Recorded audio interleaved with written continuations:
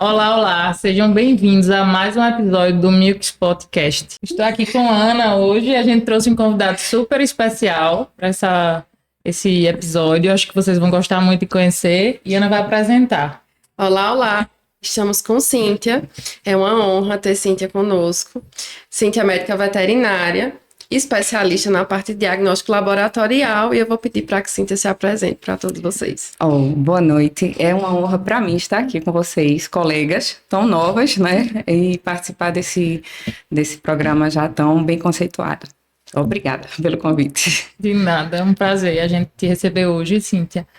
E a gente queria saber como o Cíntia entrou no agro, quem é Cíntia lá da infância até hoje, assim, faz um resumo de quem é Cíntia, de como vocês se introduziram um bocado.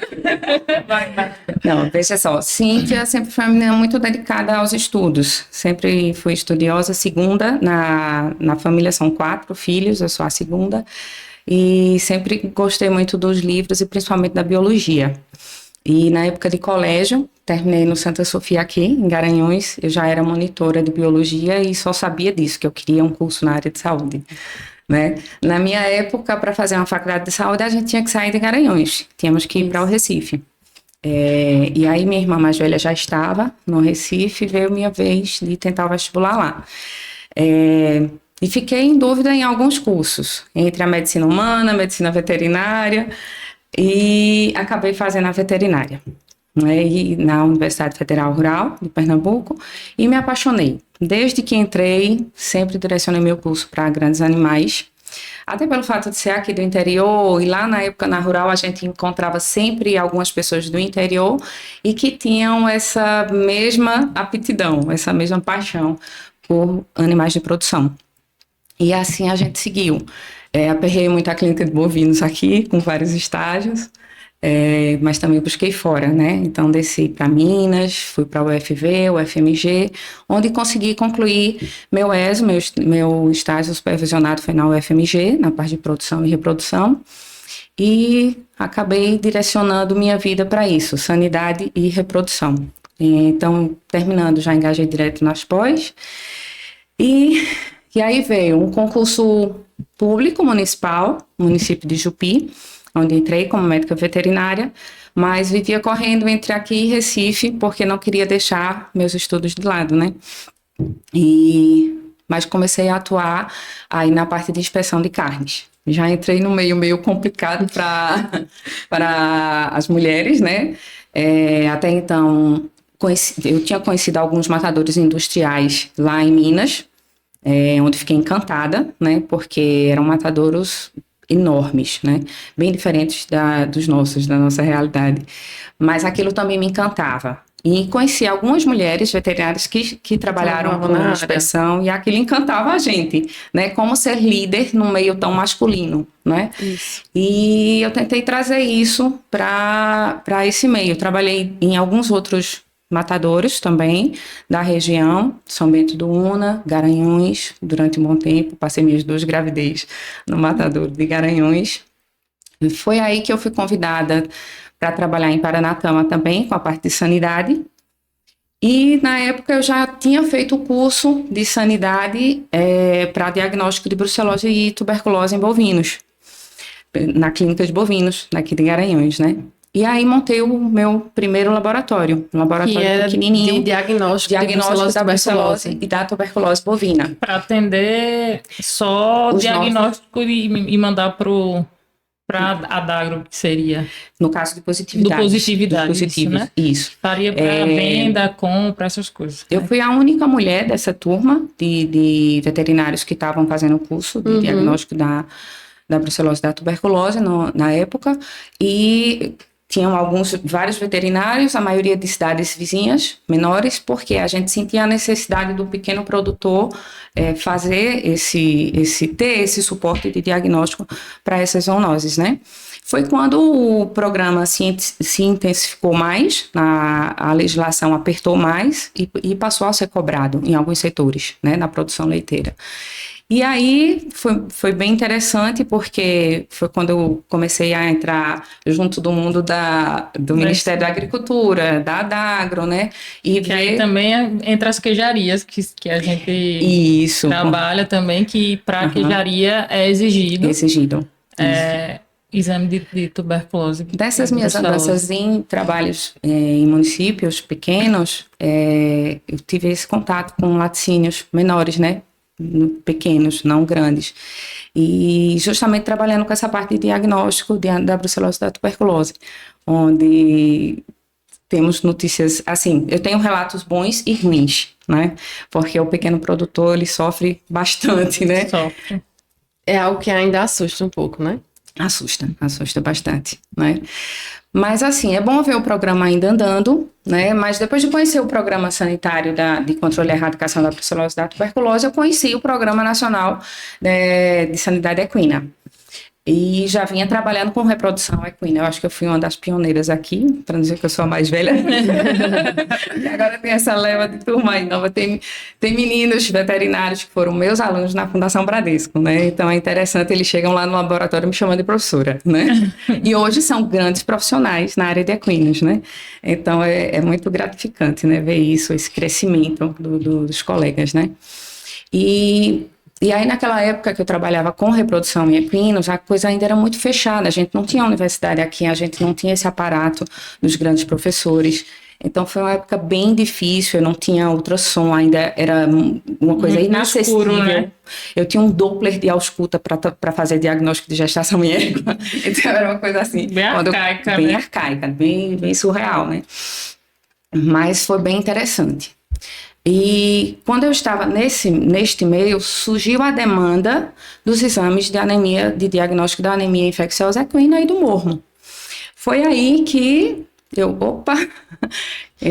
me credenciei ao Ministério da Agricultura, eu já era habilitada para brucelose e tuberculose e fui buscar meu credenciamento para fazer as coletas, né, para os exames de diagnóstico de anemia infecciosa equina e do mormo, porém, nessa época, encaminhando eles para o Recife. Nós só tínhamos 2 laboratórios nessa época no Recife, e eu passei um bom tempo fazendo isso. Eu acho, assim, que nessa época, praticamente só tinha eu fazendo coletas aqui em Garanhuns.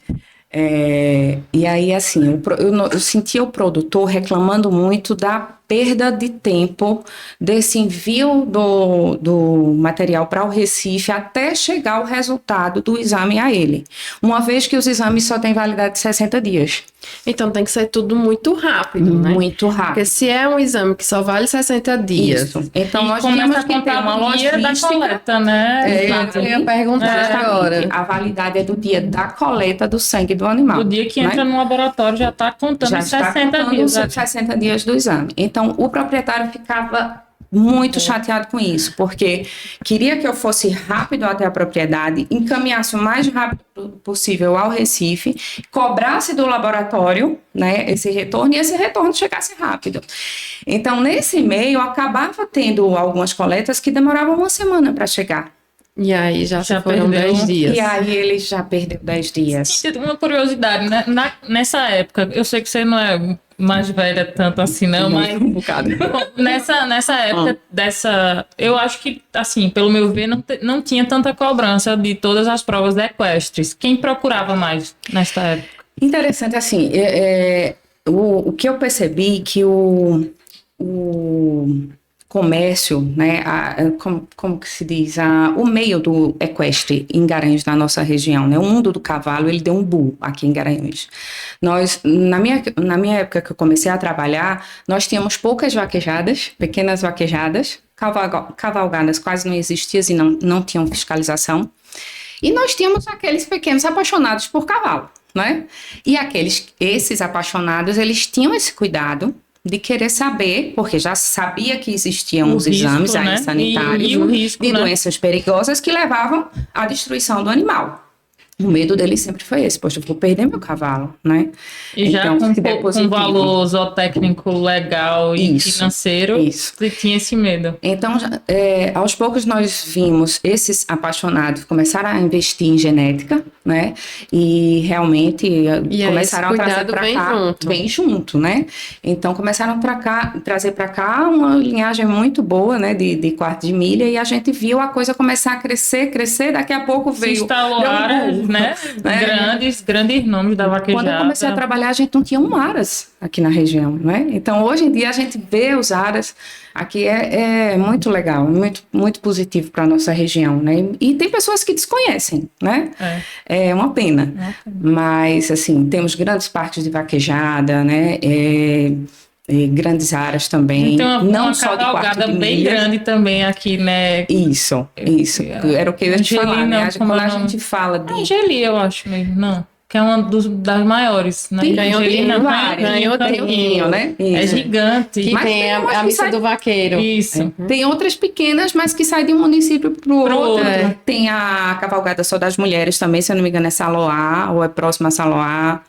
Então, assim, é um meio que até as mulheres já entraram bem. Até na vaquejada, né? Que era uma coisa bem fechada, pronto. Já está bem aberta. Antes a gente quase não tinha mulheres. E a valorização de prêmio, de tudo, acho que já deu uma mudada no cenário também. Mudou. Então, a gente pode dizer que é um mercado muito promissor na nossa região.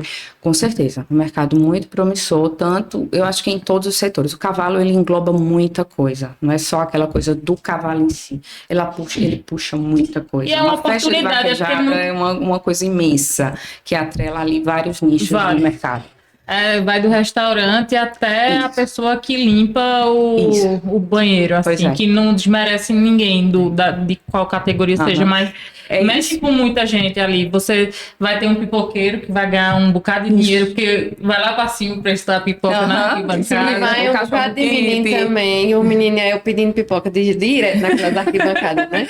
Como eu quero pipoca, como eu tô com fome. Por isso daquele movimento todinho que a gente teve há alguns anos atrás, de não acabar com a vaquejada, do projeto de lei, porque não era só o cavalo, e a gente sabe do bem-estar que tanto tem o cavalo hoje, quanto os bois também, que estão ali na competição, e pode-se provar que a gente tem sim bem-estar, que cuida sim dos animais, e não é só entretenimento Foi uma luta muito grande, eu digo assim, que foi uma batalha bem árdua aquela, né? Porque as pessoas que estavam com esse projeto de lei, eu acho que eles não tinham noção do que tinha por trás da vaquejada. Muitos ali nem conheciam a vaquejada em só si. julga, né? Só julga, tá fazendo mal ao animal. Uma foto e ali ela encabeça um movimento que faz com que outras pessoas acreditem a falta de informação de fato. Isso. Porque eles julgam sem ter conhecimento. Porque por trás tem todo...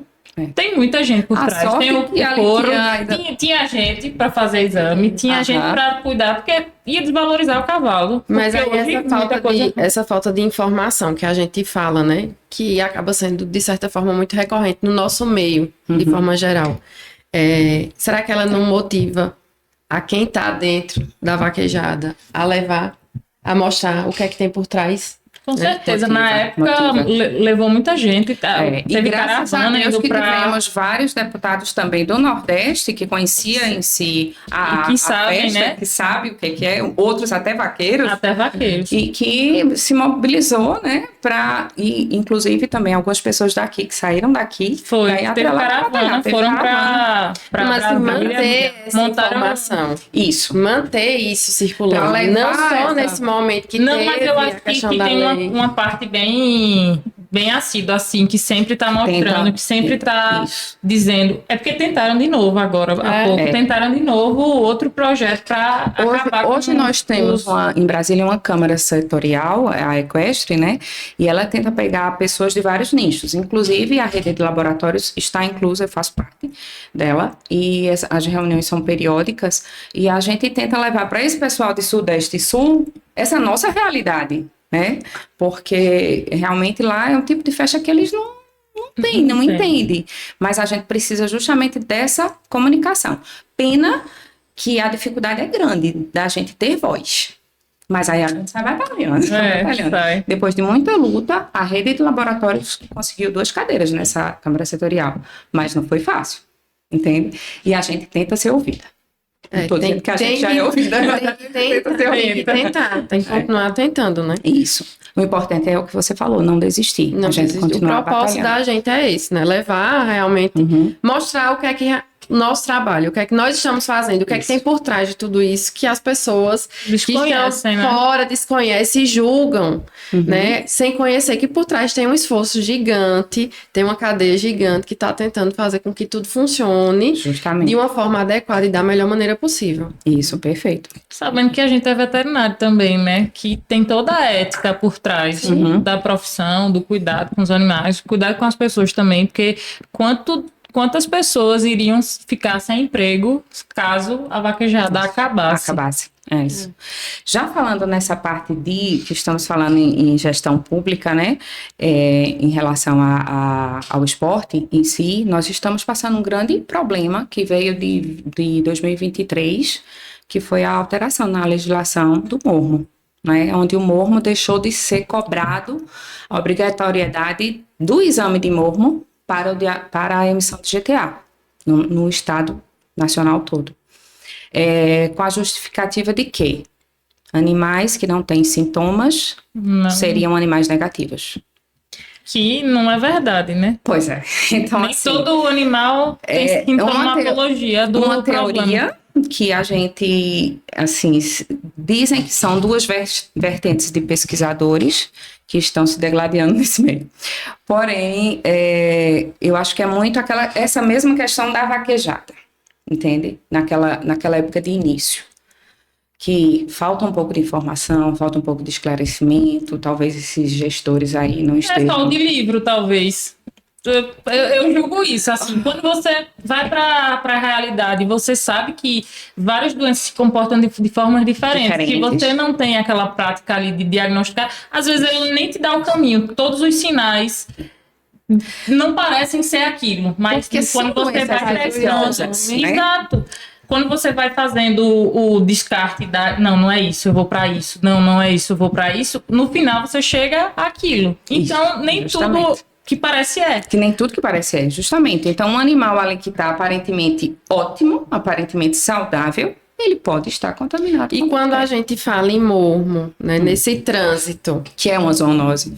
Isso é que precisa ser lembrado. Eu ainda ia chegar lá, né? Quando a gente fala em mormo, que nessa questão do trânsito, na aglomeração, no fato de ser uma zoonose. Né? Imagina você pegar um animal, entrou dentro de uma vaquejada... Pois é. Eu não sei se a gente já acabei botando o carro na frente dos bois na nossa conversa, né? Mas realmente esse é um ponto muito complicado, porque o mormo é uma doença de transmissão fácil. Muito. Bem fácil. E muito silenciosa. Tão silenciosa quanto a anemia, tão silenciosa como a brucelose e a tuberculose nos bovinos, né? Então, assim... E aí parece que a portaria quer dizer assim, já que ela é silenciosa, vamos fazer de conta que ela não existe. Não existe.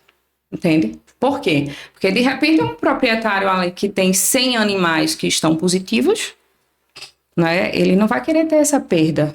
De 100 animais. Pode ser isso, pode não ser, né? A gente está conjecturando aqui. Mas, infelizmente, quando a gente lida com legislação, tem uma série de coisas por trás e a gente não sabe o que está acontecendo.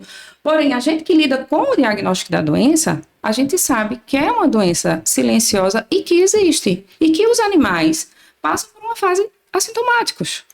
Eles não demonstram nada. A gente acabou de sair a publicação de um trabalho científico com o pessoal do Instituto Biológico de São Paulo, que nós, aqui do LAMEV, conseguimos fazer junto a eles, em parceria através da rede de laboratórios, e conseguimos o isolamento em dois animais desse trabalho, eram daqui de Garanhuns, da nossa região. Né? Então, foi muito legal, muito gratificante para a gente, que a gente trabalhou junto com a Adagro também. E eram animais que realmente não demonstravam nada. Totalmente assintomáticos. Quando passaram pelo mínimo estresse de serem separados dos demais e não receber a suplementação diária que antes se recebia, com pouco tempo já começaram a apresentar uma certa debilidade. E, graças a Deus, o proprietário é uma pessoa muito consciente, né, muito preocupado com sua tropa. Chegou a conversar conosco e com a Adagro, fomos até a Adagro, né? Nós que fizemos a recomunicação à Adagro, né, quanto laboratório, e que os animais foram retestados, novamente retestados, eu digo porque tinha passado já o prazo de validade do exame positivo, né, que é uma coisa agora absurda, porque o animal, se deu positivo em mormo hoje e estiver assintomático, eu posso liberar o ensaio como um animal positivo. E ele vai transitar, vai estar lá no relatório de ensaio, positivo para mormo, negativo para anemia. E ele pode transitar. Ele pode chegar na Adagro e emitir a GTA. Ele pode ir para uma vaquejada. Pode ir para uma vaquejada, pode ir para uma exposição. De forma prática, né? Pode ir para um leilão. Trazendo para a realidade, né? Como tem sido o comportamento dos proprietários? Eu digo que é a nossa sorte, é o esclarecimento dos proprietários. Ninguém reclama.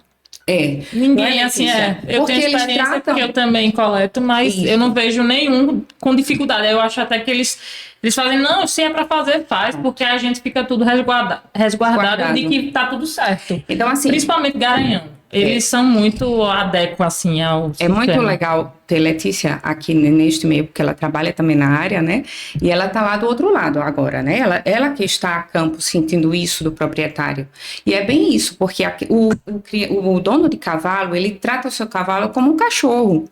Né? Ele é apaixonado pelo cavalo. Estimação, né? Quando não vários, né, cavalos. Então, ele quer o bem-estar desse animal. E dentro desse bem-estar está a sanidade. Né? Com certeza. Então, ele não quer que esse animal se contamine. Então, a nossa sorte ainda é o esclarecimento que, graças a Deus, o dono de cavalo, ao longo dos tempos, obteve, né? Chegou a ter. É muito cuidado, não só com anemia e mormo, que todos fazem naquele período ali dos 60 dias, principalmente quem está em prova sempre, né? Uhum. Quem está na vaquejada, ou que é um garanhão e todo animal que vai lá, que ainda tem monta natural, ele solicita. Uhum. Mas em outras questões do cavalo também, a gente tinha dificuldade muito grande e ninguém sabia o que era fazer dentro de cavalo. Dentro da odontologia equina, a gente já vê uma frequência nesses pedidos. Ainda tem uma relutância, mas aí é muito pouca também. Mas todo mundo tem uma... trata a primeira vez, ele não deixa mais, ver a diferença. Porque ele vê que aquilo ali implica diretamente na saúde do animal. Uhum. E assim, é um trabalho de formiguinha, né? Uhum. Cada novidade que vai chegando, você tem que ir lá, conscientizar, mostrar quais são as vantagens. Quando o primeiro adere, faz com fulaninho, porque deu certo, é bom, não sei o quê, tem que cuidar, e faz...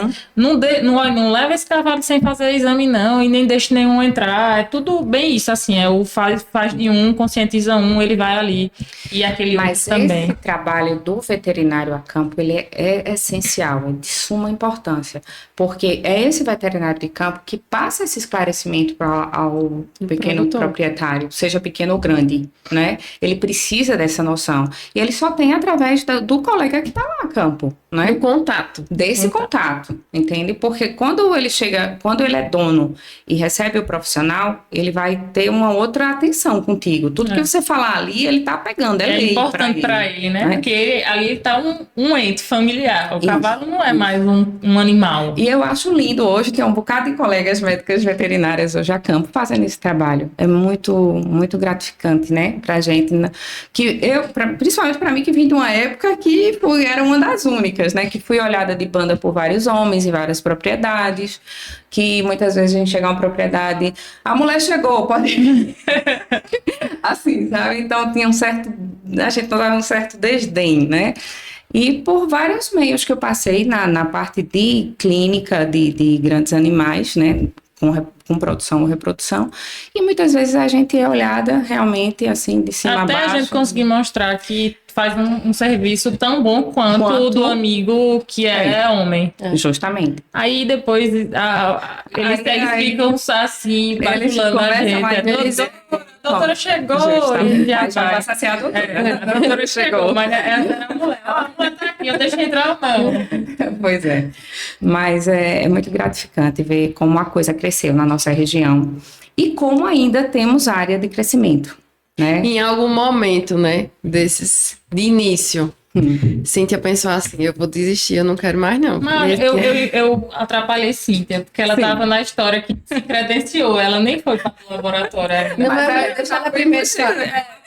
Deixa primeiro ela dizer se ela ia desistir, que aí ela já segue na história do laboratório. Não, eu nunca pensei em desistir. A minha questão assim, de persistir naquilo que eu quis, eu acho que isso sempre foi muito inerente meu, né? Tanto na vida pessoal como na profissional.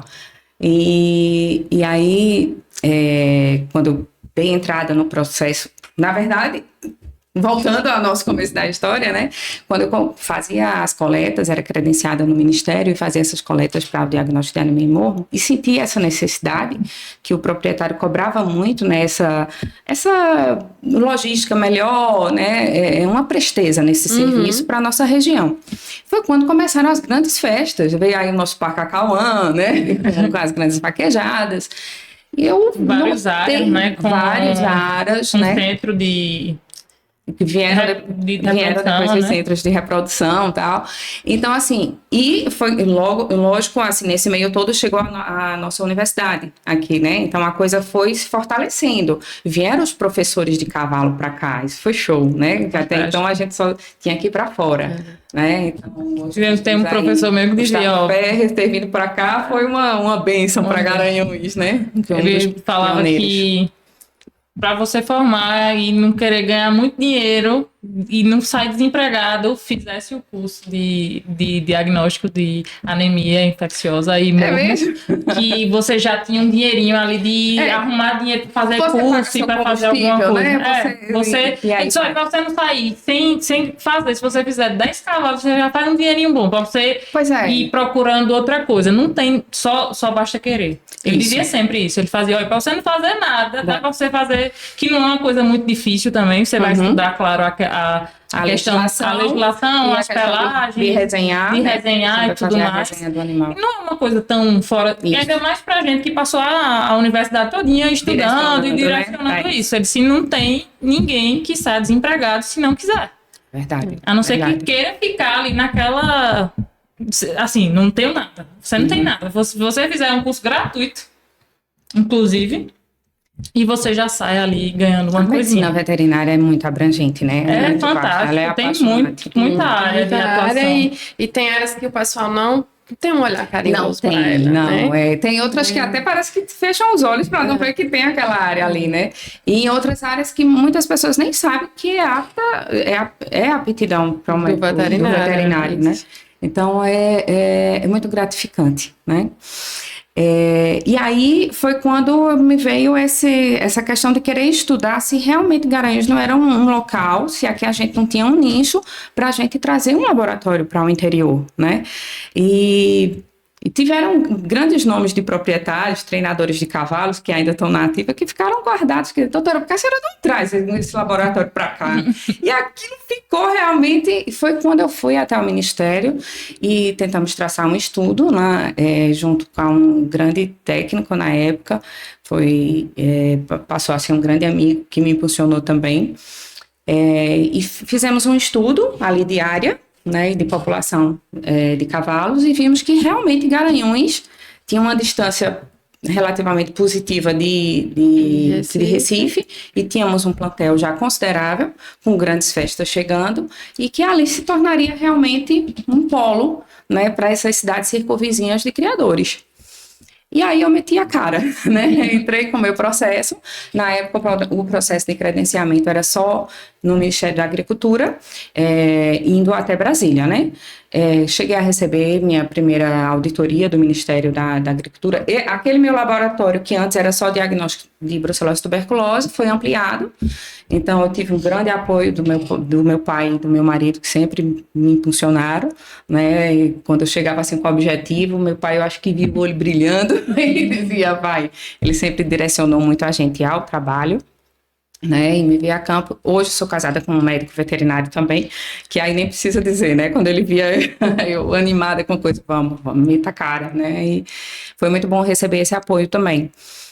E aí, fora essas pessoas que eu encontrei ao longo do caminho, que sou muito grata a elas, né, como o Dr. Pedro Paulo, lá do Ministério da Agricultura, hoje aposentado, Dr. Marcelo, que foi da Agro, hoje aposentado também, mas pessoas que me ajudaram muito, que a gente vai tentando pegar assim, uma liçãozinha de cada um, né? E trazendo para melhorar. pessoas. Isso. E aí, quando nós estávamos com o processo quase todo definido, entrou o Inmetro. A legislação foi reformada, onde os laboratórios sanitários tinham que ter acreditação Inmetro para poder funcionarem, o ISO, né? O nosso ISO é o 17.025. E aí começou uma nova luta. Eu já estava mais ou menos, eu acho que com uns 3 anos batalhando com esse processo de credenciamento. Já tinha passado por várias fiscalizações e auditoria. A auditoria é uma do mapa, mas eles vêm fazer a parte de inspeção de estrutura, né, documental. Os equipamentos, tudo mais. Isso. Eu tive que fazer algumas alterações, né, a gente tem que buscar um engenheiro para, né. Mas assim, quando a coisa estava toda quase para finalizar, veio o Inmetro. E aí tivemos que reabrir, né? Reabrir não, implementar todo o nosso processo para ir para Brasília, tudo direcionado ao Inmetro. E o Inmetro, como vocês sabem, é altamente rigoroso, né? Porque segue a BNT, me fugiu a palavra, mas segue a legislação internacional, vamos dizer assim. Né? Então, a gente tem que se enquadrar naqueles padrões e pronto, né? E tem meio termo, né? Não, aquilo e acabou-se. Meu processo ficou um bom tempo parado em Brasília, porque, infelizmente, assim, eu era o quê? Uma veterinária pequena do interior de Pernambuco, né? Sozinha, com a cara e a coragem, querendo trazer um laboratório de diagnóstico credenciado ao Programa Nacional de Sanidade Equina, né? Então, é complicado. Eu não podia estar lá todo dia batendo na porta, dizendo, ei, meu processo. Meu processo. E aí eu ficava tentando por telefone. Até que realmente teve uma das minhas ligações, depois de ligar muito, foi bem sucedido, encontrei um anjo que disse, eu vou procurar esse teu processo, tipo, para ver se você para de ligar. Você já ligou demais. Você, garota, é insistente, então eu vou procurar seu processo. Ele achou. No almoxerifado. O meu processo devia estar meio empoeirado. Mas, graças a esse anjo, que Deus botou na minha vida mais um, o processo começou a andar. E aí foi andando e fomos vencendo uma batalha atrás da outra. No total foram 7 anos para nós conseguirmos a acreditação Inmetro. Né? Fica meio desacreditado na acreditação. Passei por 3 auditorias em metros, porque logo depois veio solicitação de extensão de escopo, porque houve também alterações da técnica de diagnóstico, toda a questão de lei, né? Então, qualquer mudar a lei, aí pronto, outra auditoria, e começava tudo nova novo. Auditoria. Aí vamos, nova auditoria. E aí finalmente em 2014...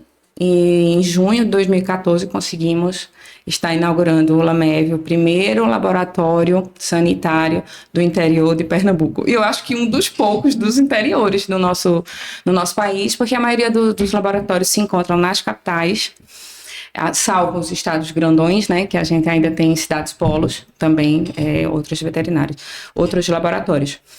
Hoje nós temos uma rede de laboratórios tipo uma associação, né? Isso. E, se eu não me engano, eram 84 laboratórios, se bem que após essa última legislação do morro, alguns chegaram a fechar. Porque uma pena, né? Uma pena. A demanda caiu abruptamente, dependendo do estado e da consciência do proprietário. E aí tivemos colegas que tiveram que fechar mesmo. Então, hoje eu não sei se nós estamos ainda com 80. Né, mas é essa média de laboratórios em todo o Brasil. Pernambuco, hoje nós temos 3 na capital, no Recife, temos o LAMEV em Garanhuns, que foi o primeiro, logo em seguida veio o CEP em Gravatá. Ele conseguiu também, depois da gente, ele conseguiu a acreditação. Hoje em Pernambuco nós temos 5 laboratórios.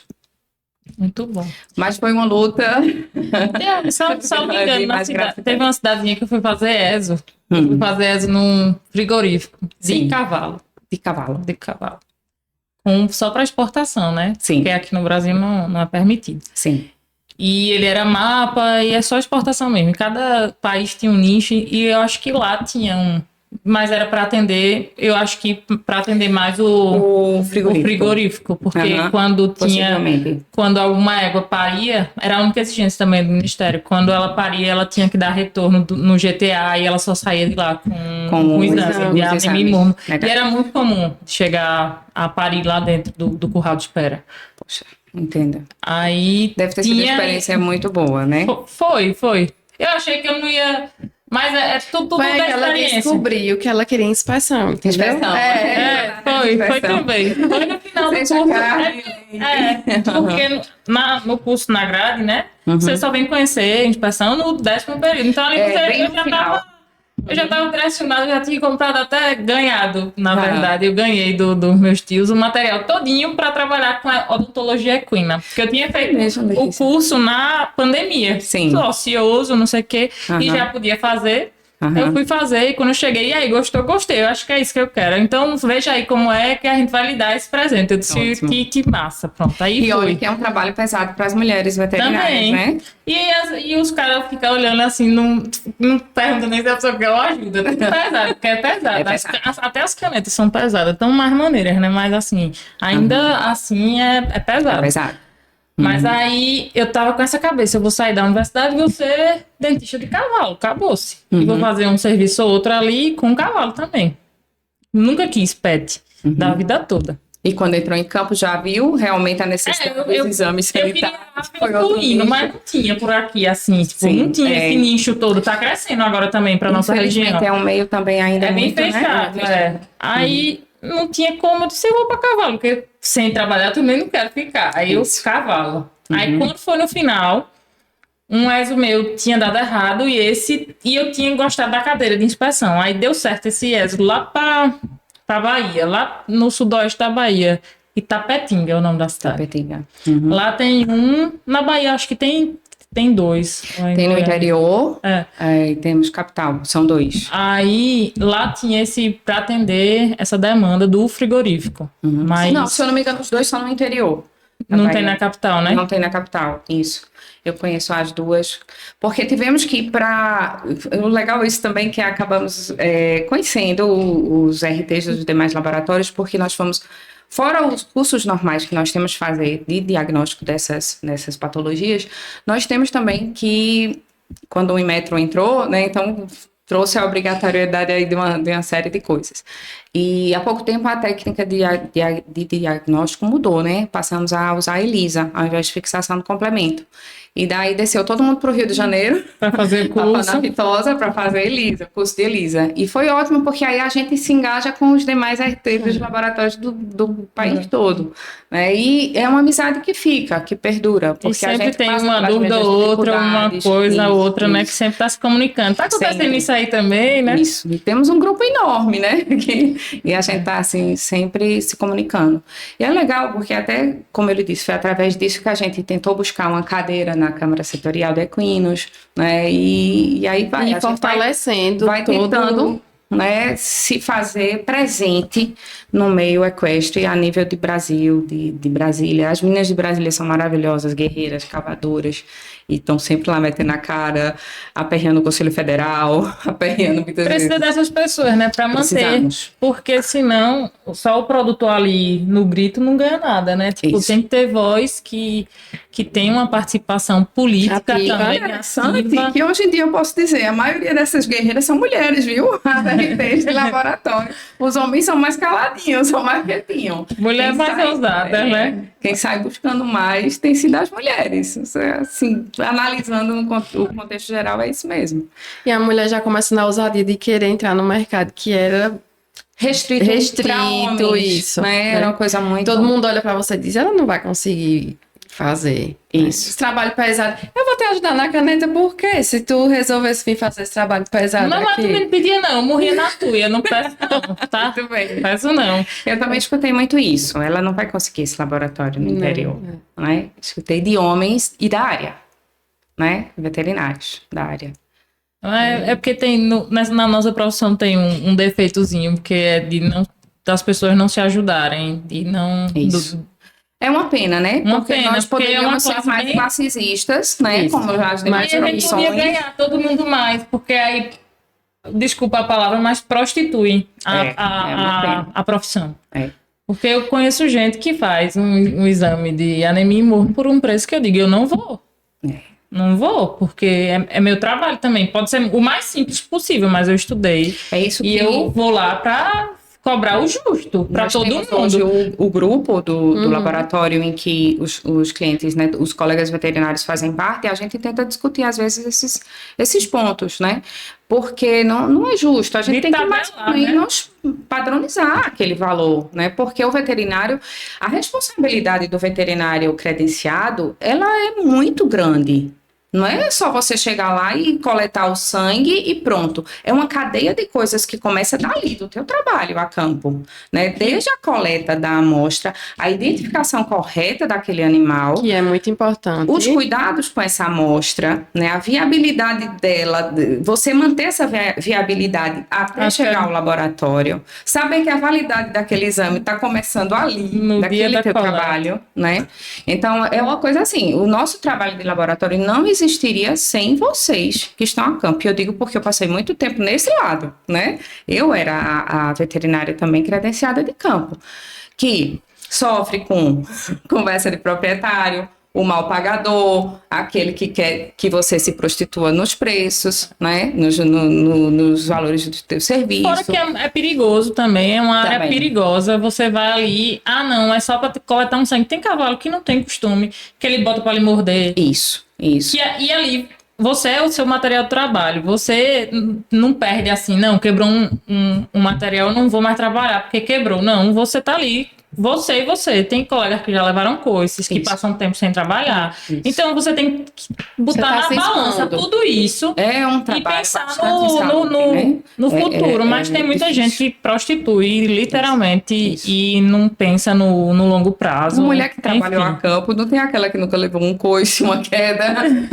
né? E por aí vai, né? Então, assim, os riscos são grandes mesmo, né? Eu digo porque eu vivi a campo até escolher, achar esse nicho e resolver ir para esse outro lado, pensando também numa qualidade maior para o futuro, né? De vida para o futuro, porque a mulher a campo, ela sofre mais que o homem, né? Ela acaba, isso num contexto geral. Mas a gente tá lá, firme e forte. Nada de desistir. Eu desisti porque eu achei outras coisas no caminho, mas também... Não, você não desistir. Eu achei outro caminho. Isso. Eu até, né, eu costumo brincar, que eu mando mensagem pra ela, você tá fazendo o quê? Eu tô de folga hoje, fazendo o quê? De cavalo, eu digo, minha amiga, isso não é folga. Mas que pra ela é um lazer. Pra ela é um lazer. Então, assim, ela mudou o olhar dela, né? De que aquilo ali para ela é um lazer, né? Um momento que ela descansa, né? Do estresse da rotina. É muito prazeroso, né? A gente sente. E o meio também, a gente constrói amizades assim que ficam para a vida. Depois que a gente vive nesse meio, a gente não quer se largar, né? Totalmente. E é engraçado que no meio da gente, dentro do campo, independente da área, você vê que todo mundo que passa por aqui, a gente começa a conversar, fala isso, né? Quando você entra dentro do agro, quando você começa a conviver com as pessoas dentro do meio, você não quer sair. Não, verdade. Você não quer, né? É uma classe que ainda está tentando se encontrar para se unir. Que já está bem mais estruturada do que era anos atrás, mas que ainda tem muito para crescer. Exatamente. Né? Mas quem está no meio só são aquelas pessoas que têm identificação. E não quer sair. Verdade. Pensando nisso aí. Que faz por amor, né? Que trabalha por amor. Pensando e pegando esse gancho, você teve alguma influência de infância, assim? Os seus pais tiveram fazenda, sítio, seus avós? Não, isso é muito interessante, porque muitas pessoas perguntam, né? Eu tinha contato em propriedade rural porque nós éramos... Quem é do interior, quem não tem um avô e uma avó que foi do sítio, que morou no sítio, né? Então, eu tive pelo meu lado materno, né? Mas, assim, durante a minha infância, não. Começou o quê? Meu irmão, apaixonado por cavalo do nada, ninguém sabe de onde veio, isso é questão genética, ele começou a correr vaquejada, né? Já muito novo, começou a montar cavalo, correr vaquejada, e também eu comecei a, entre amigos, andar nesse meio de amigos que gostavam de vaquejada, que corriam vaquejada. Então, o cavalo em si foi o que sempre esteve mais presente na minha vida, né? E é aquilo que eu te falei, o amor pela biologia. Então, quando veio essa questão de escolher a profissão, eu fiz por que não unir? Então, eu já fui direcionada mais para essa parte de grandes animais, né? Depois que eu encontrei as vaquinhas, meu Deus, foi uma achei terrível na época de faculdade. Até hoje sou apaixonada por elas. Mas, assim, o cavalo é aquela coisa que encanta a gente, que a gente trata feito cachorro, que a gente gosta de dar beijo, né? A gente trata de uma outra forma, né? Se bem que eu sou bestalhada com vaca também, né? Quem gosta de vaca mesmo também é do mesmo jeito. E aí foi isso, foi a questão mesmo de oportunidade, né? E aí veio essa questão de meu marido também ser veterinário. Na época ele já fazia a veterinária, né? Já estudava lá no Recife, tinha amigos daqui da região estudando lá também. E depois que eu entrei, aí foi que me apaixonei. Na família não tinha também veterinários? Não tinha. Naquela época, veterinária aqui era mais difícil porque nós tínhamos que ir para Recife, né, para se formar. Nós só tínhamos a Universidade Federal Rural de Pernambuco. Era o mais próximo de Garanhuns. Eu pergunto porque meu pai meu tio e eu também nasci no agro. Mas eu vou te dizer uma coisa que eu só descobri depois, porque meu pai nunca quis me dizer.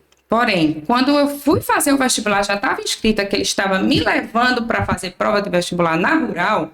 Ele me disse que o vestibular que ele fez na vida foi para veterinária. Então ele tinha esse desejo. Ele veio contar essa história muito tempo depois. Talvez no fundo ele não quisesse que eu fizesse. Ele não queria influenciar também. Não queria influenciar isso. Coisa assim, né?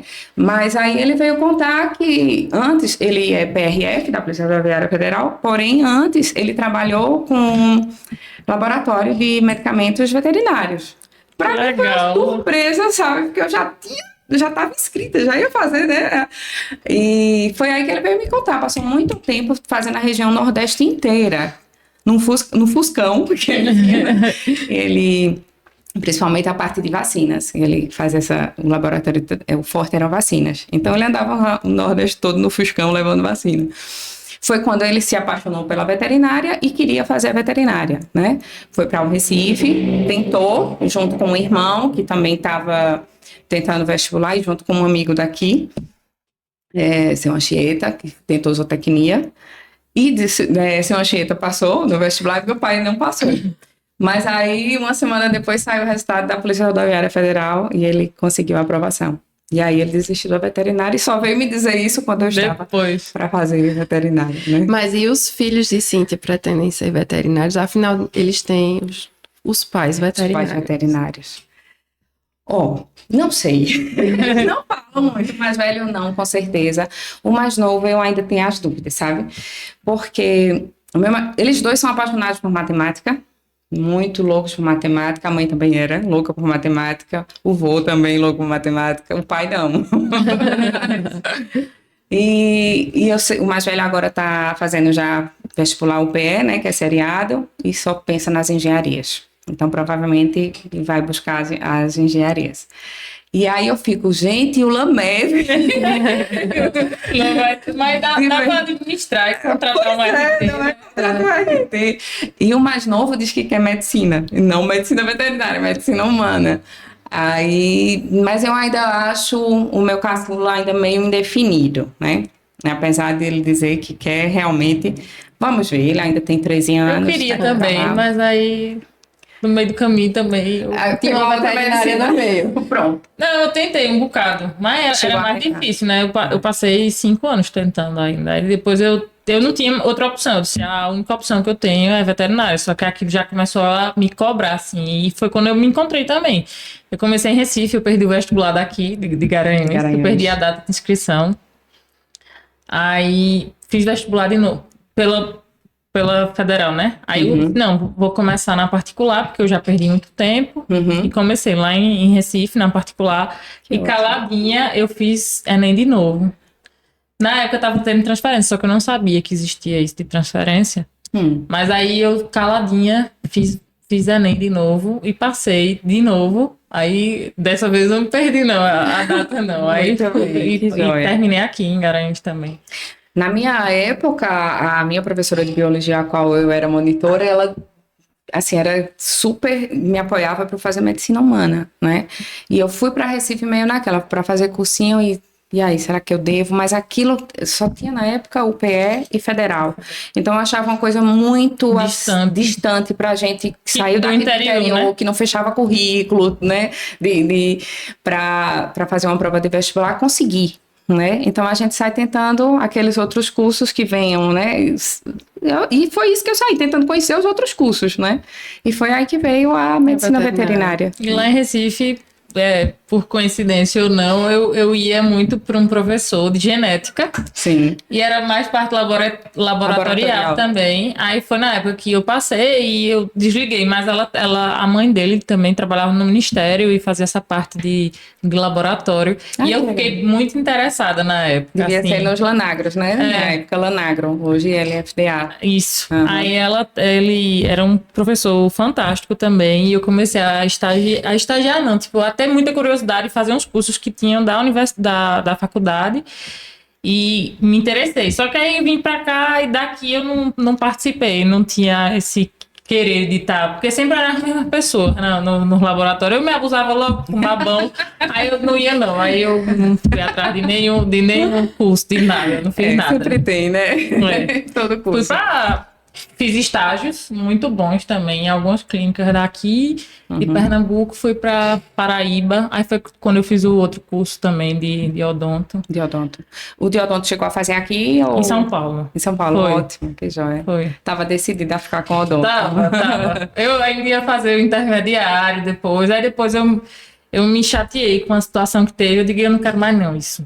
Aí foi quando também... Aí mexi com pet também, porque eu disse, eu vou passar nas horas tudinho. Agora com pet já foi formada, mas eu fui estagiar. Mas é interessante você conhecer um pouco de todas as áreas, né? Porque a gente sai da faculdade como um clínico geral. Isso. E nós lidamos ali com quantas espécies, né? Então, você, ao longo da vida, você sempre vai ter pessoas que vão te perguntar sobre... o cachorro, né? Sobre o pet, sobre o coelho, né? Sobre que são nichos totalmente diferentes. Sobre a galinha.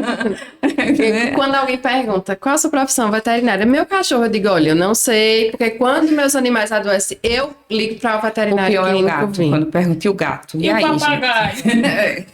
O papagaio, que eu passei um remédio pro papagaio, eu fui estudar. Porque eu não sabia nada do papagaio. A cadeira é muito curta também, que a gente estuda aves, né?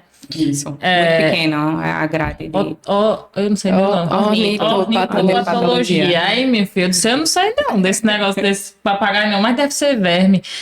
E deu certo, era mesmo verme no papagaio. A gente começa por aí, né? Vamos pelo mais básico, o mais simples, né? Mas eu ainda mexi, atendi a domicílio, cachorro e gato. E gostava muito, assim. Vez ou outra eu tava meio compadecida, porque o povo faz, tu é muito bruta. Mas o povo chegava lá chorando, porque é mesmo que tá perdendo um parece ente. Que o pessoal de grandes animais, a gente... É uma coisa que é um pouco trabalhada na faculdade, na universidade, essa questão do animal de produção, que a gente não pode ter esse olhar, né, de apego, que é diferente do cavalo, apesar de também ser um animal de produção, né, no frigir dos ovos. Mas a gente acaba ficando mais dura, né, mais seca. Mas cansava de sair da sala, eu lá acompanhando, e cansava de sair da sala, porque eu tava querendo desabar ali, vendo a senhorinha chorar porque perdeu o cachorro, e eu saía da sala, porque não podia chorar também na frente dela. Ela tava chorando, já queria consolo, aí eu disse, eu vou sair. Mas tem várias situações que deixam a gente assim mesmo, né? Até com cavalo também, é muito triste você ver um dono chegar com um cavalo em cima do reboque ou do caminhão, o cavalo se batendo com cólica. Nossa profissão em si, nós lidamos com situações no dia a dia bem complicadas nesse lado emocional, né? Inclusive tem até um estudozinho aí eu fiz um estágio, né? Na clínica de bovinos. É a profissão que mais tem né? episódios de suicídios. No meu primeiro dia de estágio na clínica de bovinos, chegou um potro para sacrifício. No primeiro dia, eu segurava a gente já o soro, uma coisa bela, né? Segurava o soro e chorava. Aí a residente chegou para mim e disse, se você continuar chorando assim, você não vai continuar, né? Não vai dar certo. Disse, mulher, eu já sabia que eu não queria. Aí, depois desse dia de hoje, eu tenho certeza que não é uma área que eu quero. Né? Porque emocionalmente, para mim, não funciona. Uhum. Então eu já... E a gente tem que saber esse nosso limite, né? É. Até onde, pra gente saber realmente Direcionar a nossa vida. Eu até Exatamente. lidava bem, mas assim, é puxado, porque você presencia e O primeiro passa impacto dentro do matadouro é chocante para qualquer pessoa, muito. né? Imagina para a mulher quando chega lá, né? A gente lembra das colegas dentro de faculdade quando pegaram anatomia, né? Sempre tem aquelas que passam mal, né? Sempre. E tem as que não, né? É. Mas é uma área, gente, muito abrangente. Eu fico muito feliz em ver vocês novas. E aí, já com outro nicho, que é esse aqui, né? Bem que antes nós não tínhamos, principalmente na nossa região, né? Para mim foi uma surpresa quando vocês me chamaram e vim conhecer o trabalho de vocês, né? E, assim, eu só tenho que parabenizar vocês por essa iniciativa e que seja só o início, que vocês cresçam bem muito para a gente levar o agro da nossa região para longe. Ele né? nasceu com esse intuito, o podcast, Aham. quando a gente andava nas andanças Porque e tem muita informação que a gente pode passar, que vocês podem passarem para o pequeno produtor, principalmente porque nós somos formados na maioria de pequenos produtores, né? E que para eles vai ser ótimo receber essa ciência, receber essa informação que muitas vezes é difícil para ele ter, né? Para ele receber isso, né? É muito Quebrar interessante. alguns paradigmas, né? E reconhecer também os profissionais maravilhosos, os que a gente tem, inovadores. A gente tem muita gente nova trabalhando com cavalo de uma maneira, gente, que a gente só via em São Paulo até tempos atrás. Tem muita Nós temos gente hoje boa. hospitais de cavalo na nossa região, né? Então, assim, odontólogos, a gente não tinha essas especialidades há bem pouco tempo atrás, né? É gente que se arrisca, que inovou, né? Que inovou, que meteu a E, cara, e que que a buscou. gente precisa dar voz e mostrar que não só lá fora, aqui dentro do Brasil mesmo, lá fora que eu digo sul-sudeste, que tem essa fama de estar na frente de tudo sempre e que são os melhores e se aqui não presta. Não, aqui presta, aqui tem profissionais bons, aqui tem histórias maravilhosas Faz bem feito, né? de empresários, de profissionais Isso. que empreendem e que são sucesso sim, que fazem um serviço tão bom quanto. Quanto? E até pequenos produtores, né? A gente vê que tem alguns que tem um olhar, tem um cuidado, tem uma organização com sua produção. De Isso. uma forma tão, né, simples, mas que é eficiente. Parece que faz apaixonado pela coisa para fazer ela certa, Ela né? E fazer ela dar certo. E é justamente isso, né? A gente conseguir fazer com que os profissionais que estão saindo hoje da graduação também consigam olhar e dizer assim, ó, tem mercado, tem Porque na tem faculdade a gente não possibilidade. vê esse lado de empreendedorismo, né? Não. A gente só descobre isso depois ralando a campo, né? Então, se o jovem recém-formado já saísse com essa visão empreendedora, seria muito Que ele é melhor. uma empresa, na verdade, ele não é uma pessoa física. Quando ele sai da Isso. universidade, a gente vira uma empresa. Vira uma de empresa. fato. Que a gente vai vender serviço, a gente vai vender. E ninguém ensina a gente. Não, a gente ninguém quebra não. a cara um bocado, né? Quebra. Leva calote, faz Leva tudo. muito. Precisa ter esse olhar, né? Esse insight que você teve de, eita, eu posso diminuir esses 10 dias aí que o produtor Para 2 perde dias ou pra até 2 um dias. Pois é. Com a Elisa, né? Então, assim, Com a Elisa. é necessário olhar essas oportunidades e dizer assim, eu vou fazer alguma coisa ali, diferente. Né? E se arriscar. Verdade. Ou e se até, arriscar. não só nisso, assim, né? De empreender, de criar um laboratório, ou de criar qualquer coisa assim, ou diferenciar o serviço, do tratar bem, do mudar a forma de fazer aquele atendimento, de fazer uma anamnese mais esclarecida para o produtor, De olhar para a pessoa. de olhar para a pessoa, pessoa. para o dono ali, não só, e também de melhor forma para o cavalo, de tratar ele como Isso. ele Aí merece entra também. aquela questão de saber explicar também ao proprietário, ao produtor. A gente acaba sendo pequenos professores, né? A campo. Psicólogo, né? Tudo. Por aí vai. Eu queria, meninas, falar um pouco com vocês, assim, para quem chegar a nos ouvir, sobre essa questão da mudança da legislação.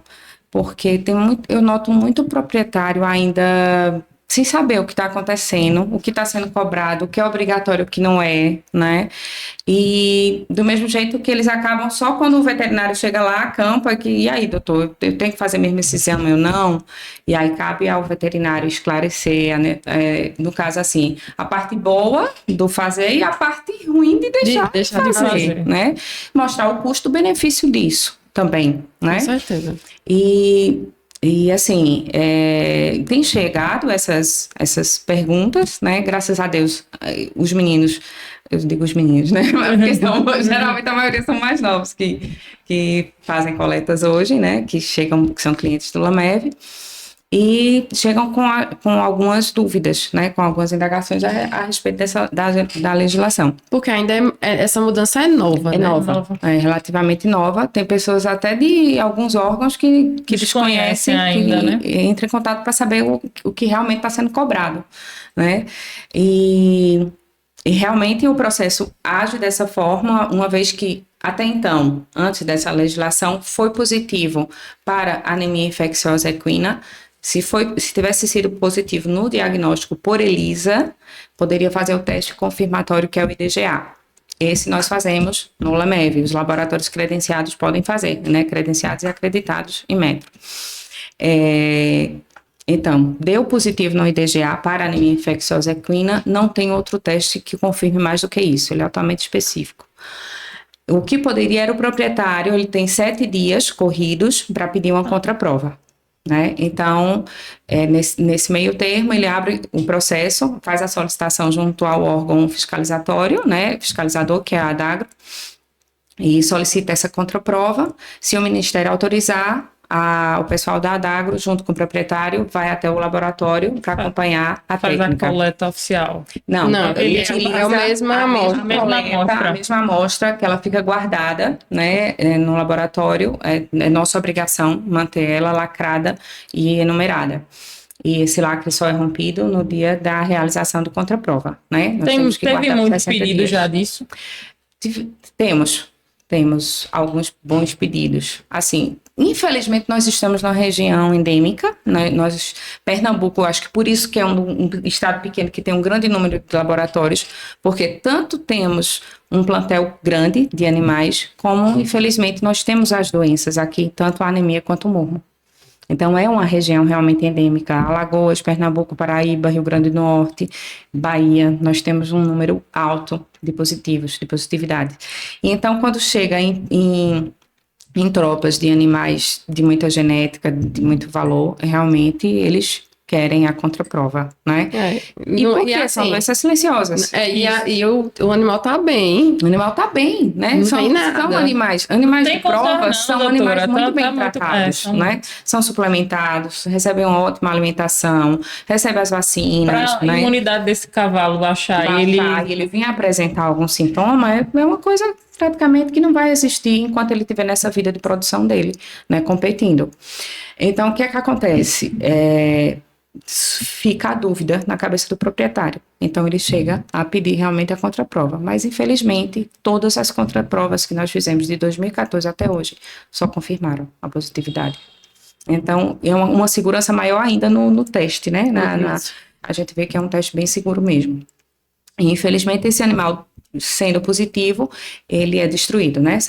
A gente diz sacrificado pelo órgão fiscalizador. Isso para anemia infecciosa equina, que é um vírus, né? Falando assim para o proprietário entender, que a maioria entende, porque são muito esclarecidos, né? Um vírusinho primo ali da AIDS, vamos dizer mais ou menos, e até a questão de transmissão, tudo é muito similar, né? Ocorre de uma maneira muito similar.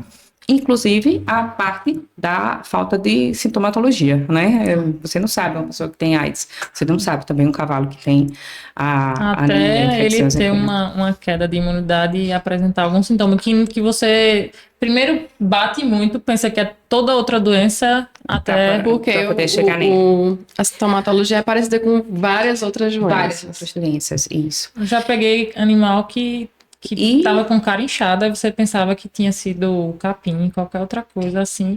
No final... Era anemia. Pois e aí é onde se tem que ter esses cuidados para evitar as contaminações dentro da sua propriedade, né? Os fômites, quer dizer, tanto as coisas inerentes ao homem como as não inerentes, né? Porque a transmissão ali é sangue, e aí muitas vezes você tem aquele... Tá, eu sou o dono de cavalo, eu tenho o maior cuidado. Mas o meu treinador, ele usa a mesma espora em vários animais. Ele usa o arreio, a cabeçada, que muitas vezes chega a cortar, em outros animais, sem fazer... Na boca, né? Às vezes tá um dente lá. Uma higienização, sem fazer a higienização, a descontaminação daquele fômito, né? Então, é onde se tem que ter todo esse aparato. E com o mormo, gente, ainda é muito pior. Porque aí a gente sabe, a bactéria é uma doença respiratória, né? Então a transmissão é muito mais fácil, porque ocorre através dos fluidos desse animal, né? E aí é num bebedouro, dentro de uma prova, pode ser até num leilão, né? Um super leilão. Né? Basta chegar um positivo assintomático ali e vai fazer parte, vai beber água no bebedouro comunitário, ali coletivo, né, dos animais. Então ele pode contaminar aquele bebedouro e ali outros animais virem a se contaminar. Mas aí agora não precisa mais do exame negativo para transitar, né? Pois é, né? Como fica isso, né, dificulta, gente? né? E o mais escandaloso de tudo é que a gente tá falando de manzonose. Isso. Então, é uma coisa muito preocupante isso, porque a bactéria do mormo, ela é muito parecida com a tuberculose humana também, né? E os sintomas seriam, vamos dizer assim, mais ou menos esses, no homem. Porém, até os médicos infectologistas, é difícil deles lidarem com certas doenças, certas zoonoses veterinárias. Eu digo porque meu marido é portador de brucela, e eu tive que ir procurar um infectologista no Recife. E mesmo assim, ele ficou sem saber o que fazer com meu marido. Leishmania em humano também é muito difícil de você não, assim, dos médicos conseguirem diagnosticar e tratarem aquilo como leishmania mesmo, porque não se tem tanta recorrência, graças a Deus também, só que também tem a ausência de um veterinário na saúde pública. Isso. Tem a falta da troca da informação. De ter, sim, em todo PSF, ali, pelo menos um por prefeitura, não seria nada demais. Essa parte epidemiológica, isso, né, que porque precisa ser reportada. A gente conhece mais do que ninguém todos os sintomas e os sinais que as doenças que são de origem animal, mas que também podem estar presentes nos humanos, elas têm. Então, seria muito mais fácil um diagnóstico mais preciso e mais rápido. Tem gente que passa 6 meses para conseguir diagnosticar uma leishmania. E assim, é pensar no saúde única, né? No coletivo. Isso, né? Então, se a gente tem vários profissionais de áreas diferentes. Tá faltando um epidemiologista ali dentro, veterinário, exatamente, que possa fazer esse feedback entre essas zoonoses. Precisa fazer essa correlação. Isso é fundamental. É fundamental. Hoje nós temos já relato de caso fechado positivo de mormo em humano no Brasil. Brasil. Eu sabia na Argentina. Muita gente não acreditava, do mesmo jeito que até pouco tempo atrás. Pronto, esse trabalho que acabamos de fazer, o isolamento da bactéria, e em 2 dos animais aqui de Garanhuns, foram 11 animais no total no Brasil, 2 daqui de Garanhuns, e foi isolada a bactéria. Né? Já depois dessa normativa, onde diz que animais assintomáticos não têm bactéria. E 2 desses assintomáticos estavam em Garanhuns, eram assintomáticos, e foram. E a bactéria foi isolada nesses animais, né? Então, é coisa que a ciência chega, mostra na cara assim, dos gestores, né? Olha, a coisa é assim. É a mesma coisa no humano. Eu acho que por muito tempo isso ficou meio ofuscado. Porque também entrava, pelo menos na época que eu estava na universidade, que foi a época que eu estudei muito essa parte, né, de zoonose e tal. E eu confundi, não era leishmania não. Leishmania é mais fácil de diagnosticar em pessoas. Mas era uma doença que agora fugiu na memória. Eu fiquei com medo da leishmania, porque a leishmania humana não deve ser bem complicada, né? Mas é outra doença que dá mais em gato. Toxoplasmose. Não.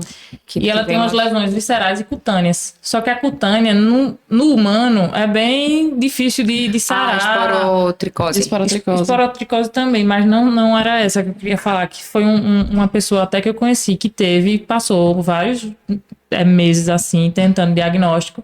E ele disse que só descobriram depois que um veterinário conversando numa mesa com um médico e ele se reclamando que estava difícil do diagnóstico e já tinha tentado todos os tratamentos possíveis de feridas, de cutâneas, assim, e o cara já estava de UTI há dias. Então, nós temos grandes casos assim com magarefes, funcionários de matadouros.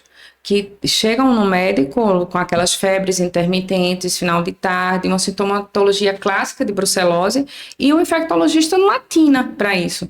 Tivemos casos de ser o veterinário que ter que dizer, não, tente falar para o seu médico para ele investigar a parte de brucelose. Eles se contaminam facilmente dentro de matadouro, né, com esses animais positivos. Até porque não se tinha tanto esse cuidado que se tem hoje em alguns matadouros, né? E tem vários clandestinos, então você vai ali sem saber muito dos cuidados, dos EPIs que você precisa usar para evitar esse e todos os riscos que você está ali correndo e todos os cuidados que você precisa ter para não contrair aquilo, né?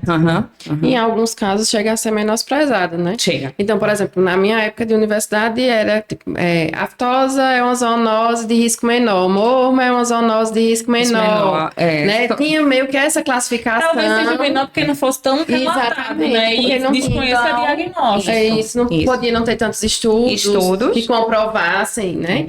Então, será que isso não é uma subnotificação? Exatamente. Ao invés de ser um baixo impacto, doenças de baixo impacto, não são. A gente vê que o tratamento do mormo no humano é uma coisa seríssima, gente. E pessoas que pegam, geralmente vêm a óbito mesmo, né? Então, a gente não pode menosprezar isso. Mesma coisa de fitosa, né? Se você for pegar relatos de casos antigos, é uma coisa assim impressionante a fitose no homem, né? No homem. É uma coisa muito triste. E que bom que a gente conseguiu também, né? A certificação de livre sem vacinação. Mas veja que trabalho de formiguinha. E antigo, né? Muitos anos. Mas também não deixa da gente ter cuidado, né? Tipo, de estar sempre atento. E o veterinário do campo lá que cuida da vaca também conhece mais do que ninguém. Meu sonho agora é que a campanha que nós temos de vacinação contra a brucelose, que cada vez mais cresça. Porque a gente que trabalha com brucelose e tuberculose, a gente vê que a forma mais viável de conter a brucelose é a vacinação. E é bem mais barata, que a Adagro hoje em dia obriga, né? Você só emite a GTA de qualquer animal se tuas bezerrinhas entre 3 e 8 meses estiverem vacinadas.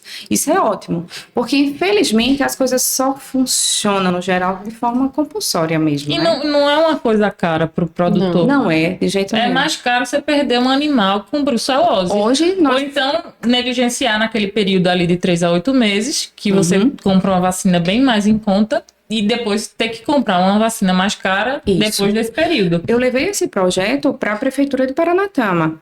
E eles abraçaram a causa. Na época que a gente fazia atendimento a campo e que a coisa se tornava realmente muito complicada, muito difícil, eu levei esse projeto ao gestor. E por que nós não lançarmos uma campanha de vacinação contra a brucelose nas bezerras? Então, quando eu apresentei os custos a ele, que é um custo baixo, porque é uma vacinação única por animal, né? Hoje a gente pode ter, eu tenho 2 vacinadores em Paranatama que são técnicos em agropecuárias, né? No caso, ligados ao meu nome, registrados na Adagro, e a gente faz no município esse trabalho. De porta a porta, faz um levantamento dos pequenos produtores, eles mapeiam a região, a idade mais ou menos média, que esse plantel esteja entre 3 e 8 meses de idade, e eles saem de moto fazendo esse repasse e vacinando os animais. E isso dado pela prefeitura. Então, eu acho super legal. Ele abraçou a causa e a gente vem fazendo isso já, acho que uns 6 ou 8 anos. Eu estou tentando empurrar em Jupi agora, que é outro município. Tem algumas prefeituras que já fazem esse trabalho de campo e eu acho muito válido, porque tanto sai barato pro produtor que está ali sempre e a sanidade ali da cidade, então. Você está pensando no todo, não está pensando só no rebanho animal.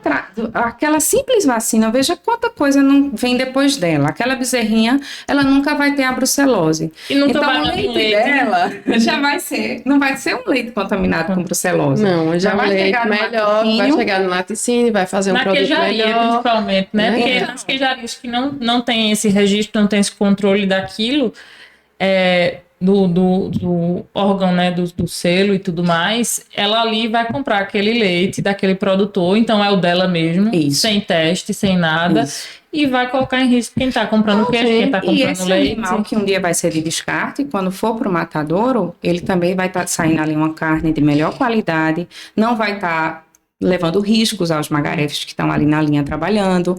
Então, são E aí entra a questão econômica, porque se não tem, né, brucelose, tuberculose, não tem risco de enfermidade, não tem custo para a prefeitura com relação à questão de saúde. Isso. Né? É uma série de fatores que estão interligados. Interligados, isso mesmo. Muito legal. Por isso que eu estou tentando agora juntar as Jupi, que eu também sou concursada, né? E já fazemos um trabalho, a prefeitura cedeu o vacinador de lá, então, pelo menos assim, a pessoa compra a vacina, mas o vacinador já é pela prefeitura. Então, a coisa já começou a caminhar. Daqui a pouco, eu tenho certeza que a prefeitura vai acabar arcando com todos os custos, que não é um custo alto, e o benefício para o proprietário é muito bom, muito positivo. E para o município também. Se não me engano, acho que 37, 38 reais da última vez que eu comprei isso aí. 15 doses. 15 doses. Isso. É muito barato. Quando você dilui ali, se tem esse apoio da prefeitura, pelo menos de ceder o vacinador, você já... O importante é só a gente treinar direitinho esse vacinador, né? Porque é uma vacina realmente de contaminação fácil.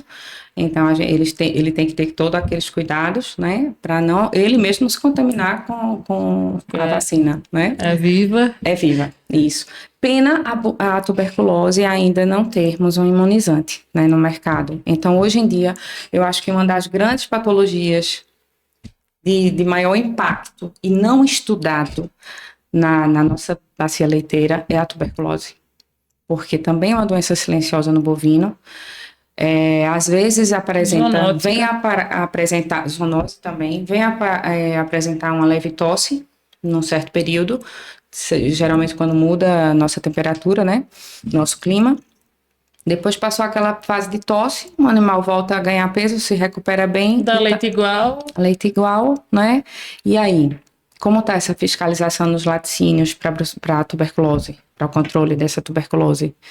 Infelizmente, a fiscalização não é tão rígida, né, nesse meio. Depende da classificação do estabelecimento. Tuberculose, né? É só para celular. Queijaria e celuarte, né? Queijaria artesanal hoje precisa ter... tem sua legislação própria para isso, né, Ana? Para o controle da brucelose e tuberculose, né? Tem a legislação geral, né? Geral, a federal. E aí no programa diz que para quem faz uso de leite cru, no caso da queijaria artesanal, a gente precisa apresentar os testes. Mas no caso de unidades que utiliza leite pasteurizado, a gente não precisa, né? A temperatura faz o papel de deixar o leite viável, né? sem o risco de contaminação. Se estiver ocorrendo tudo direitinho da temperatura de pasteurização, ali ela fica... Porque ela também é uma bactéria que não precisa de uma temperatura tão alta para ser degradada e para ser inativada. Mas aí a gente consegue colocar essas enfermidades dentro do programa de qualificação de fornecedor de leite, né? Ótimo. Só que aí também depende da adesão do estabelecimento, de como ele quer trabalhar isso aí, né? Então também tem a questão da conscientização dos empresários, né, dos laticínios. Onde ele já teria que ter essa visão primária de que, primeiro, o carro-chefe de entrada, criar leite, é vacinar contra a brucelose. Um monte de coisa você está evitando para o futuro. Muitas. Né? Aí depois você vai tratar só com esse exame de tuberculose, já fica mais fácil, né? Isso. Mas é uma coisa que ainda tem que ser muito estudada e trabalhada na nossa região. É um assunto antigo que a gente tem que continuar batendo na tecla sempre. Temos, né? Para ver se vai conscientizando como produtor, como proprietário de equino, que hoje em dia sabe bem os cuidados, sabe a transmissão, sabe tudo sobre anemia e mormo, né? Então, o proprietário de bovinos, ele tem que ser trabalhado para tuberculose. E vacinação da brucelose, né? A vacinação eu não falo tanto porque acaba sendo uma vez que a DAGRO cobra a vacina. Então isso aí já é ótimo. É ótimo. Ele precisa conhecer sobre a... Ele fica sem mexer no cadastro, sem venda, sem compra. E ali é ruim também, porque quase todo produtor precisa de um banco, de um negócio, então você não emite nada. E você fica travado. Isso é ótimo. Essa parte aí é muito... Muitos acham horrível isso, mas não sabe os benefícios que isso traz para ele. A longo prazo. Para ele e para a região. Para ele muito mais, porque ele tá perdendo o bezerro ali sem nem saber o porquê, tá pensando que é qualquer outra coisa, que comeu uma erva, que fez alguma coisa. Mas não, ele tá perdendo porque ela tem brucelose. E ela hoje perdendo. Ainda temos muito isso, a questão de achar que a tuberculose não existe no meio, né? Então, é um outro ponto que temos que bater ainda, quanto médicos veterinários na nossa região batermos muito, é sobre o cuidado para prevenir a tuberculose, que também é de fácil contaminação. A disseminação se dá de uma maneira muito simples, principalmente dentro de uma vacaria, né? Muito. Mas vamos continuar com o nosso trabalho de tentar mostrar, de ensinar, né? Para que a coisa melhore no nosso Trabalho meio. de formiguinha, né? Trabalho de formiguinha. Mas olha aí, a fitose. Não conseguimos. Né? É um exemplo. Com luta, Caso tem mas... mais. Isso. E vamos para a parte pessoal de Cíntia. Quem é Cíntia como mãe, como esposa, como filha? Cíntia como mãe é uma leoa. Eu tenho 2 filhos, né? Casei aos 30 anos de idade. Tive meu primeiro filho, que agora vai fazer 16 anos. E o segundo tem 13 anos. É 2 anos e meio de diferença de um para o outro. Sou casada com um médico veterinário, como já falei várias vezes. É fruto de uma longa história, que eu digo que um dia eu vou escrever um livro também a respeito disso, de muita persistência também. Mas hoje em dia, assim, eu me divido muito entre o profissional e o ser mãe, porque não é fácil logo quando eles nascem em uma fase e depois vem outra fase e agora já estão em outra fase. E a gente sai aprendendo muito, mas é muito gratificante a gente ver que a gente consegue dar conta do profissional e do ser mãe, e do ser esposa, e do ser filha, né? Hoje...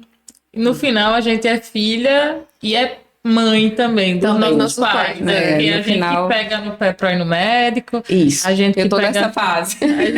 A gente pega no pé para se cuidar mais um pouquinho. Então, acho que no final ali as coisas, os papéis se invertem e a gente tem que ser mãe também. E assim, aí é uma mudança interessante, porque é difícil também para eles aceitarem isso, né? Entenderem isso.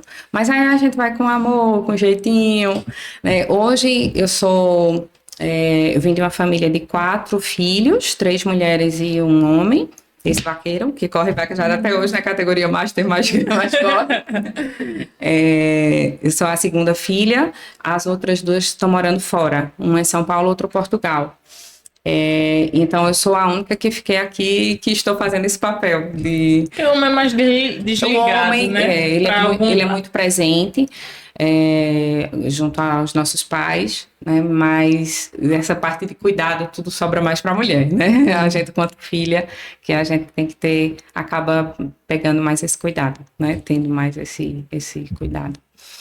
E aí eu tento dividir meu trabalho com esse cuidar de casa, de gerir casa, cuidar dos filhos, né? A vida de criança hoje também é muito corrida, várias atividades, já estão numa fase que colégio é aula manhã e tarde, alguns dias, e aí vem inglês, e aí vem esporte, e vem essas atividades físicas. E é mãe turista. Mãe me leva ali, mãe me pega aqui lá. Graças a Deus, Garanhuns nos dá uma qualidade de vida boa, que a gente consegue chegar, vamos dizer assim, rápido. O trânsito não está tão bom, mas a gente consegue chegar. Nesse final de ano. Não né? Natal Luz. E já chega uma fase, como eles estão agora, que dependendo dos lugares, já dá para vir a pé mesmo para casa, né? Mas já tive que fugir muito do laboratório para pegar, correr para um lado, correr para o outro, né? Nós temos uma vida, procuramos, assim, passar para eles essa necessidade do estudo. Então, eu sempre fui uma mãe que cobrei muito. Eu não fui nem tão cobrada pelo meu pai, mas eu acho que desde que eu peguei aquele título da estudiosa dentro de casa, aí eu quis honrar aquele papel, e aí fiquei neurótica com isso dentro de casa. Acabo cobrando um bocado dos meus filhos, né? Porque me vieram, não, são 2 filhos homens, meu Deus, e se for daqueles que não estudem? E aí comecei a cobrar já desde pequenos. Então, eles pegaram o ritmo, né, também. E Deus ajude que isso seja positivo e que traga bons frutos, né? O que a gente quer é direcioná-los a terem sua profissão, que a gente vê que quanto é essencial na vida do ser humano ter uma profissão, principalmente hoje em dia, que o mercado se afunila tanto, né, de trabalho. Então, o mínimo que a gente pode ter é uma profissão, porque se tudo der errado, a gente tem uma profissão. Então, como teu professor te disse, se tudo der errado como veterinário, você vai coletar sangue e fazer exame, você já vai ter seu dinheiro. Então, em qualquer profissão, sempre vai ter essa brecha. Se tudo der errado, vai ter um nichozinho ali que você vai conseguir ganhar alguma coisa. Né? Então, hoje, nosso objetivo de vida, meu e do meu marido, é isso, é direcioná-los no caminho do bem, né? E para que eles busquem primeiramente, uma formação, né? Ter uma profissão. É isso de inicial que a gente busca. Mas é isso. A vida é bem corrida, o marido também tem uma vida bem corrida, ele é funcionário público da Prefeitura de Garanhuns, trabalha no Centro de Controle Ambiental hoje, que antes era Centro de Controle de Zoonoses, né? Centro de Controle Ambiental, conquistado já há um bom tempo, mas somos produtores também de gado de corte, né? Temos uma propriedade. Por isso que eu te digo que a paixão por vaca, por bicho, não morre, né? E aí, atrelado a isso, vieram outras paixões. Ele sempre foi um apaixonado por motocross, corre até hoje, apesar da idade, na categoria Supermaster. E que já carregou os meninos para o jiu-jitsu também. Os meninos, além de apaixonados pela bola, que são jogadores de basquete, tanto da seleção do colégio como agora da seleção de Garanhuns, já fazem parte. E estão adentrando aí no jiu-jitsu também. No motocross ainda não, espero que não queira, né? E, Cíntia, você diria para as mulheres do agro que estão saindo agora da universidade, aquelas que estão com medo? Eu vou começar, mas... É muito inseguro, né? Eu acho que todo profissional, quando sai de uma faculdade, é aquela coisa, você sai da fase de estudante para desempregado, né? É o medo de todo mundo, né? E como a faculdade não prepara a gente para esse mercado de trabalho, não prepara essa segurança, questão de empreendedorismo, de tudo, a gente sai muito realmente inseguro, né? E o que eu digo é, trace uma meta e não desista dos seus sonhos. Lute, que a gente consegue.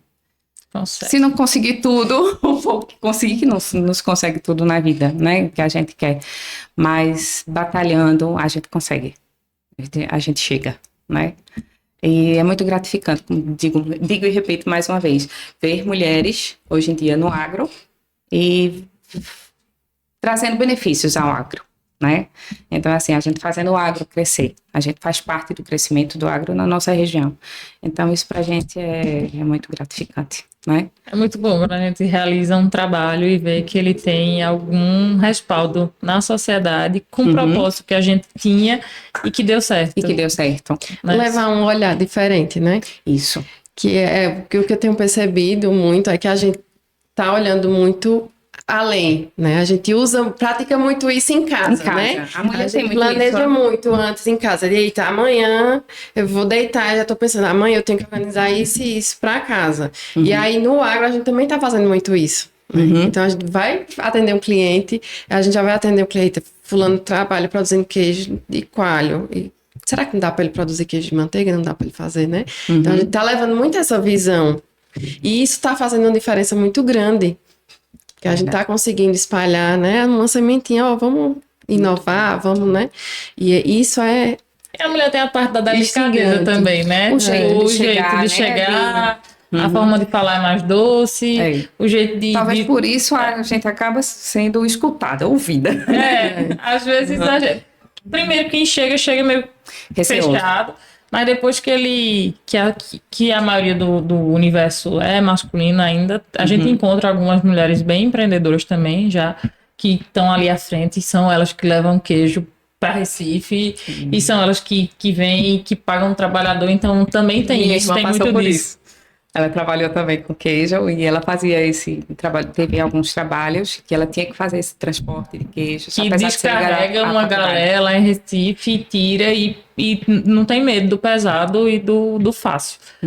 Mas quando a gente chega em um produto assim, ele vai escolha, porque a senhora é mulher e a senhora sabe que tem bom gosto e principalmente com embalagem ou alguma coisa assim. Já teve cliente meu que me pediu a opinião para resolva. Doutora, você chama uma arquiteta para fazer esse escritório, porque tá muito desorganizado. A senhora chega aqui, ó, e tá vendo Aí eu disse, eu vou trazer ela, mas é bom o senhor tá. Ele disse, não, que você escolher tá bom.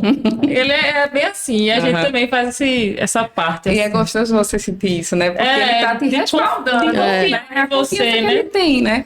Pra você fazer uma coisa que é tão importante, né? Pra vida dele. Pra vida dele. Quem vai viver ali é ele. A gente Isso. vai ali uma vez, 2, 3, 4 no mês, ou mais vezes até, mas aquilo ali é pra ele. Mas ele tá levando em consideração todo meu gosto, meu mau gosto, não sei. Mas ele me deu carta branca. E assim, a forma como eles nos tratam hoje, né? Então a gente vê que não precisa falar alto, né? Isso.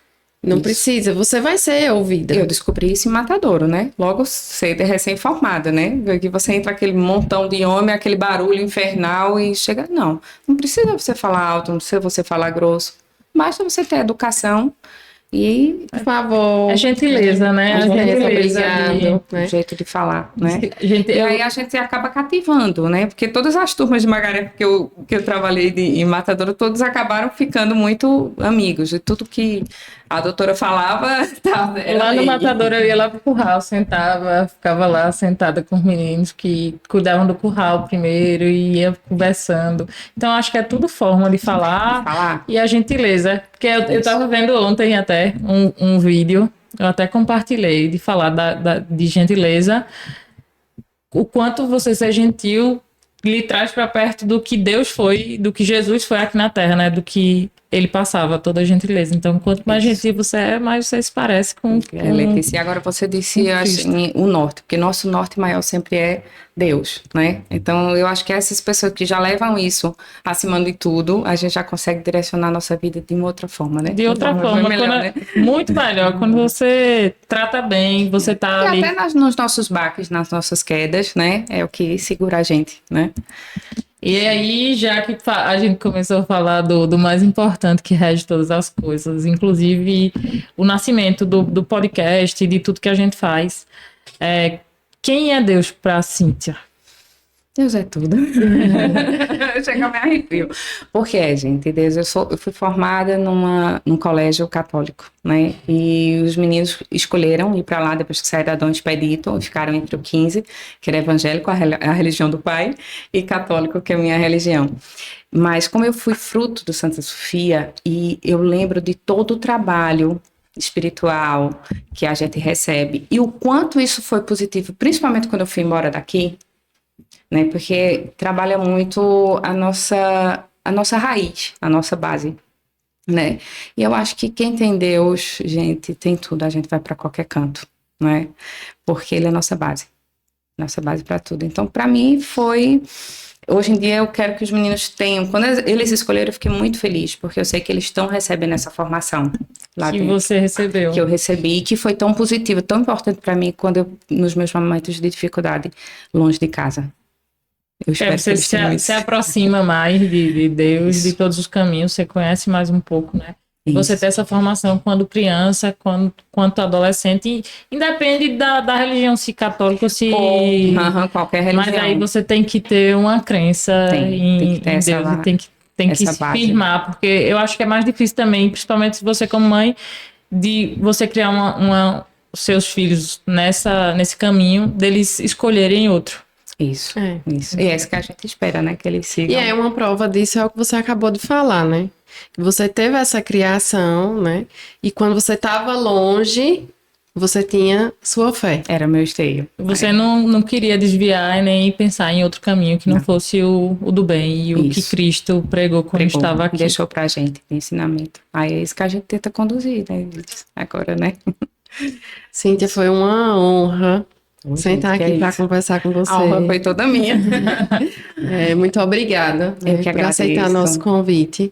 E muito obrigada pelo trabalho que você vem fazendo. Né? Eu que agradeço a oportunidade. Né? Fiquei muito feliz em conhecer o podcast de vocês, o trabalho de vocês. Fiquei muito feliz. Vamos divulgar. Vamos dar voz. Espero que vocês cresçam muito, né? A cada dia cresçam mais. E vamos lembrar de várias mulheres do nosso meio. Para trazê-las aqui. Certo? E só tenho a agradecer. Foi uma honra estar aqui com vocês. Obrigada. Obrigada. Foi uma conversa muito boa. A gente pôde falar tanto da parte técnica como de pessoas, que a gente não deixa de ser. Porque eu acho que às vezes o pessoal pensa que a gente deixa de existir. Isso, tem nossas... fica só o profissional, né? Mas a gente também é gente, minha gente. Mas muito obrigada, Cíntia. Foi um prazer lhe conhecer aqui, que eu já trabalhava só do WhatsApp. Eu só sabia do seu, Cíntia, eu só sei seu Pix.